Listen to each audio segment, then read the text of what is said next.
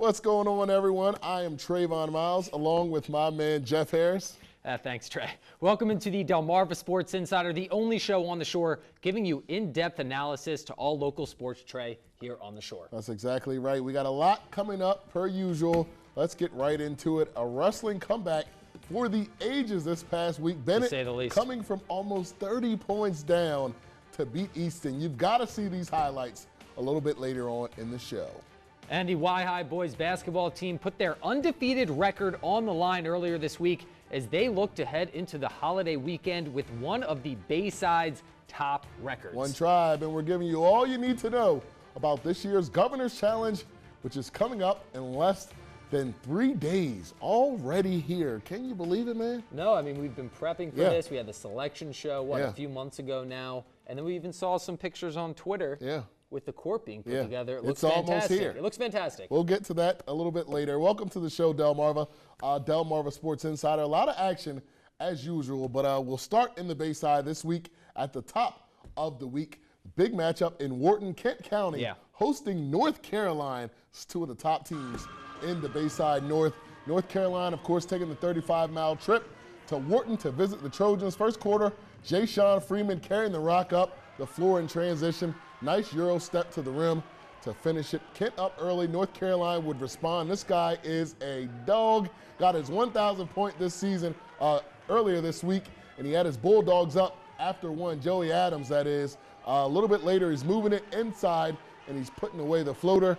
But eventually, a little bit too much Freeman and a little bit too much Kent County. These guys are tough, especially at home. The Trojans began to pull away. They were regained the lead deep in the third quarter, and then Freeman once again from deep outside. He's already in contention for one of the top players in the North. The Trojans picking up the home win by a final of 75-69.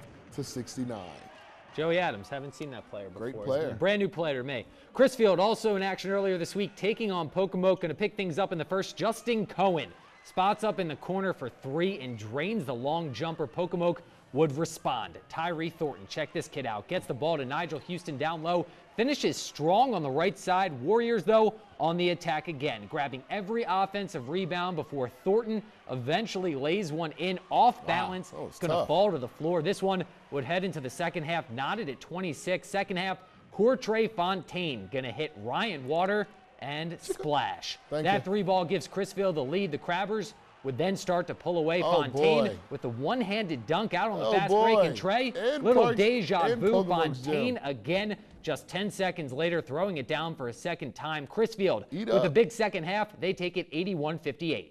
It's just a crazy atmosphere. Every time we play them, home or away, they always bring their fans and they bring the intensity. But we matched it tonight. My team just gave the ball to me in spots that I could score. I was just effective.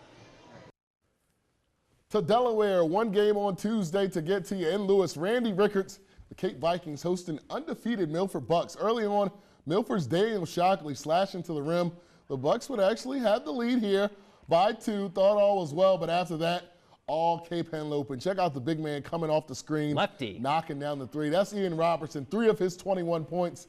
And we absolutely cannot forget about Rickards in transition. I don't know what the rim did to this guy, but he punished this rim all night on Tuesday. The two-handed slam, then the one-handed tomahawk slam. 16 points in the first half. Vikings up 3. Second half, much of the same for Rickards. Again on the fast break. Who's guarding this guy? No idea who's guarding him. He finished with a game-high 28 points. Milford getting some of their own down low. A little nice putback dunk right there by Parker Chandler, but it'd be too little too late. Cape outscoring the Bucks 44-20 in the second half. They go on to win this one 77-49. In the second half, we decided not to stoop down to their level. We decided to play our game instead of stooping down to their level. So we just came out and played hard in the second half. It was just like keep playing hard. The shots were going to fall, and if we played defense, they'll turn it over and told us to stop gambling, and we'll come out with a win.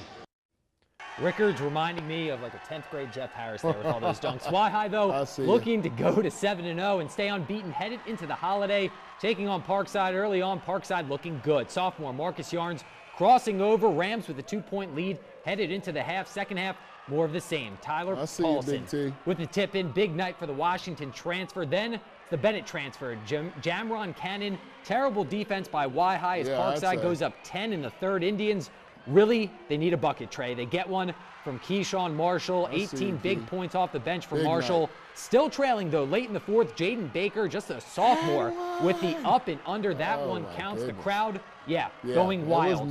Y-High would cut it to just one, and this guy showed up all night long. Laquan Pettit, number 14, with the 3 ball to give the Indians the lead. We'd be tied at 82. Tribe holding for a last shot.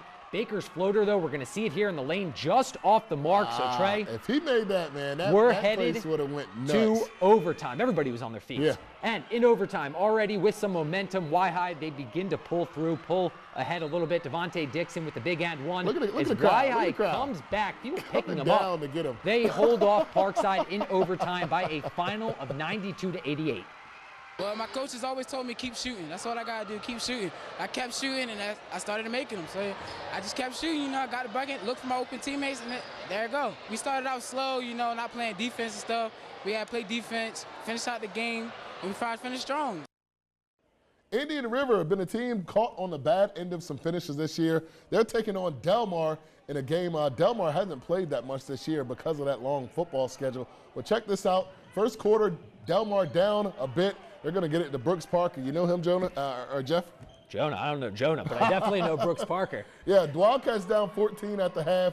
They start to claw back. Of course, Brooks Parker there getting the and one. And then a little bit later, Khalik Beasley splashing home a 3. There's Jameer Felton from Indian River. Of course, he had a big night on the night. Indian River would just pull away via the fast break. That's KJ Custis getting the up and under right there. And then a little bit later, Indian River adding on to it. Custis with the no-look pass one more time inside. Why not? How about Indian River going on to win this game? They beat Delmar by a final of 73-61.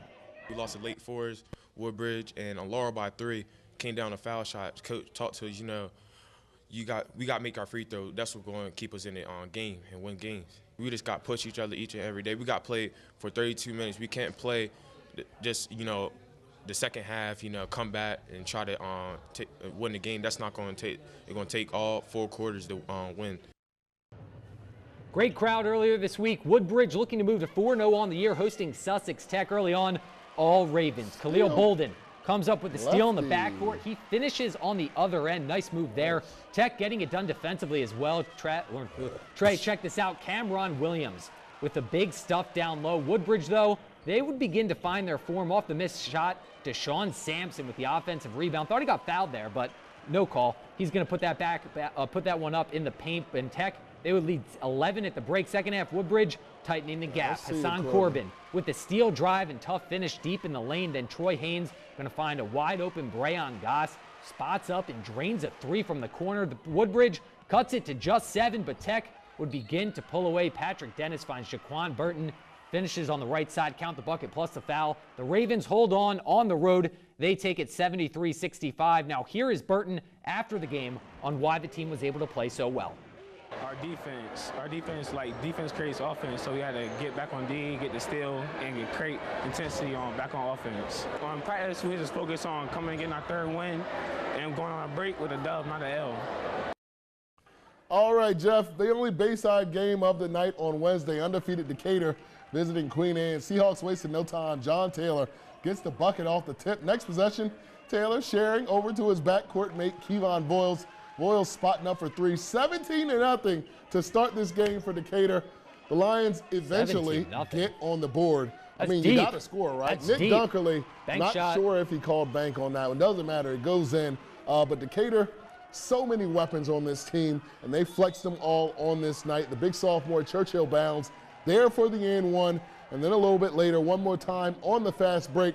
Boyles, when he gets ahead of steam, he's hard to stop. Looked like he was going to dunk that there. 32 points there for number 1 as Decatur rolls on the road 79-55. Really strong week for all of our teams. All the teams that we expected to win did win. Of course, we saw Y-High take care of business in Delaware. We saw Sussex Tech go up there and get a big win in Woodbridge. And, of course, Decatur doing their thing unfazed on the road anytime they play. And you took the words right out of my mouth. That Y-High Parkside game was probably one of the best we've seen through the first few weeks. And a lot of those teams, of course, we're going to get to it a bit later, going to be featured next week in the Governor's Challenge. So getting a bit of a warm-up. We're going to be familiar with a lot of these local squads heading into next week. Exactly right. That's going to do it for Block A. But when we return, a must-see buzzer beater for one of the best girls' games of the week. That's right. Stay tuned for that and more when DSI returns.